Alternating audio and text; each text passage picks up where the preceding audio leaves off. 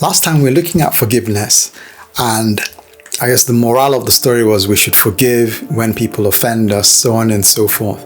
So I guess the question to ask now is, okay, fine, I'll forgive someone, so on and so forth, but how many times can someone offend me before I get to the point that I say, like, enough is enough? Once, twice, 3, 4 times?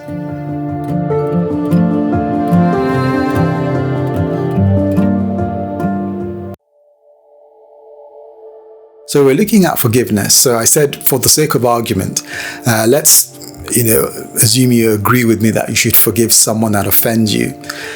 The question now is, how many times should someone offend me till I get to the point where it's just like, I've had enough. I'm not going to forgive them again. Well, it's interesting because in Matthew chapter 18, about verse 21, Peter came to Christ and he asked him a question.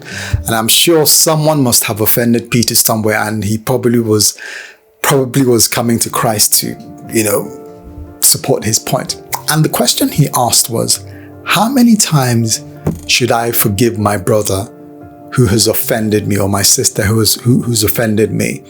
7 times? Up to 7 times? And I'm sure Jesus' response kind of like shocked him.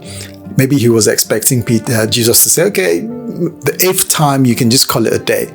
But Jesus made a point there. And the point, or what he said in that portion of scripture, was 70 times, 7 times in a day. Now, it's going to be pretty difficult to get an individual to annoy you or to upset you 490 times in a day. But that wasn't Jesus's point. Jesus's point was that, look, there is no limit to forgiveness. If someone offends you, forgive them. The first time, the second time, just forgive them. Someone might say, hang on, aren't they going to take me for granted? Or that's not the point. The point is, Jesus said, it's not dependent on how you feel. It's not dependent on what people might think. Just forgive them. So Jesus says, forgiveness has no limit.